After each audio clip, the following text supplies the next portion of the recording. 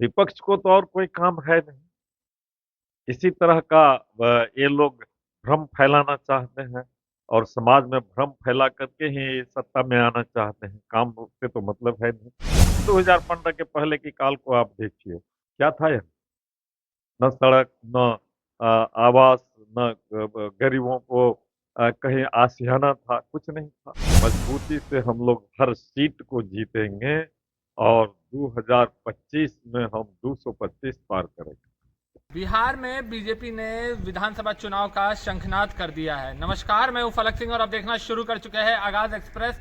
जिस तरीके से अब बीजेपी धरातल पे उतर करके अपना स्टार पावर दिखाने के लिए जुट गई है और सबसे पहले इस स्टार पावर में शामिल होते हुए नजर आ रहे हैं अमित शाह। और अमित शाह का ये बिहार दौरा बहुत ही महत्वपूर्ण माना जा रहा है और इस पर चर्चा करने के लिए आज हमारे साथ उपस्थित है बीजेपी से विधायक जयप्रकाश यादव जी। आइए सीधा कुछ जानते हैं उनसे कि अमित शाह के दौरे से क्या कुछ फर्क पड़ने जा रहा है विधानसभा चुनाव में और क्या कुछ रणनीति बनने जा रही है और साथ ही में सीट बंटवारे को लेकर के कहां तक बीजेपी समझौते में नजर आने वाली है।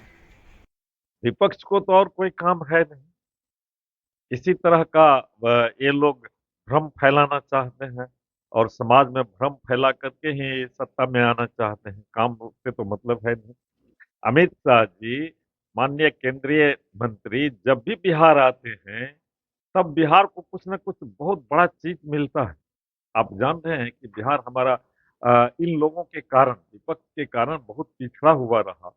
और जब भी सरकार आई, एनडीए की सरकार जब भी आई केंद्र में, जब भी आते हैं तो बिहार के विकास के लिए हर समय हर संसाधन उपलब्ध रहता है, देते हैं। और आपने देखा विगत दिनों में भी जय कांग्रेस के ही, विपक्ष के ही तो कह रहे थे कि जयराम रमेश जी कि सब कुछ बिहार को दे रहे हैं। अब सब कुछ बिहार को दे रहे हैं, बिहार का आप उपहास भी उड़ाते हैं। तो इन लोगों को तो काम से मतलब है नहीं, काम नहीं चाहिए। इन लोगों को भ्रम फैलाना है और भ्रम फैला करके ही सत्ता में आना चाहते हैं। कल देर रात अमित शाह पहुंचे भाजपा कार्यालय में। भाजपा हमेशा जब भी आते हैं हमारे माननीय मंत्री जी और अमित शाह जी खास करके, तो बिहार के विकास की ही बात करते हैं और बिहार के विकास के मुद्दे पर ही बात हुई। उन्होंने कमिटमेंट किया है आने वाले समय में बिहार बिहार को खास करके बाढ़ की विभीषिका से बचा देंगे, बचाना है।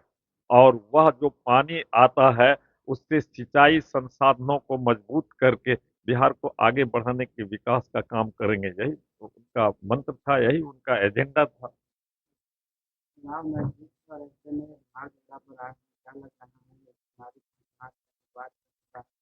बिल्कुल, चुनावी शंखनाद तो बीजेपी तो हर वक्त चुनाव के मूड में ही रहती है।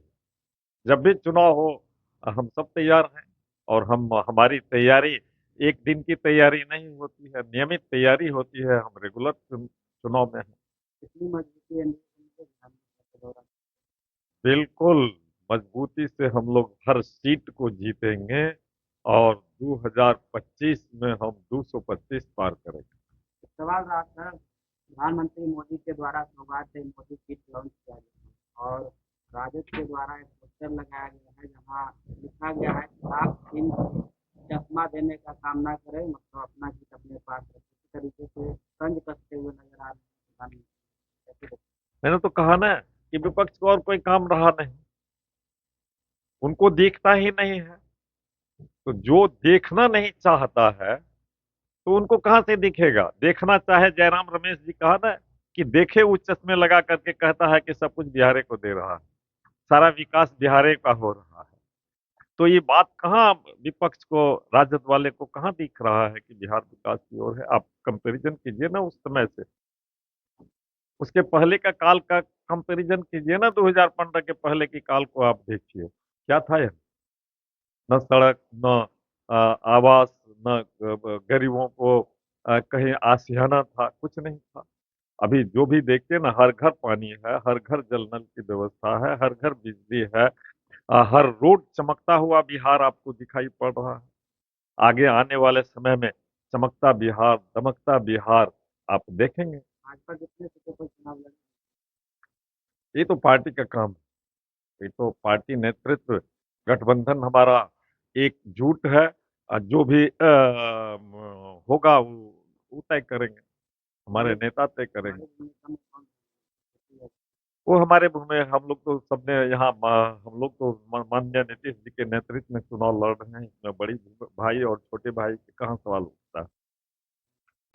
जी, ऐसा कि आपने देखा और सुना, साफ तौर पे उनका कहना है कि बिहार का विकास है सबसे पहले बीजेपी का मूल मंत्र और मेन उद्देश्य, और साथ ही में सीट बंटवारे को लेकर के अभी भी कोई स्पष्ट खुलासा नहीं हो रहा है। पर इस बार देखा यह जा रहा है कि बीजेपी इस बार ज़्यादा से ज़्यादा सीटों पर लड़ने की कोशिश ज़रूर करेगी, क्योंकि 2020 में खासा झटका लगा था जेडीयू को, तो ये नज़र पर सबके चढ़ा हुआ है। और साथ ही में चिराग पासवान का जो प्रदर्शन है लगातार, जो चिराग पासवान जिस तरीके से स्ट्राइक रेट बना करके रखे हुए हैं है, इससे पूरे एनडीए गठबंधन में सीट बंटवारे को लेकर के खासा फर्क भी पड़ सकता है। जुड़े रहे हमारे साथ, देखते रहे आगाज एक्सप्रेस। धन्यवाद।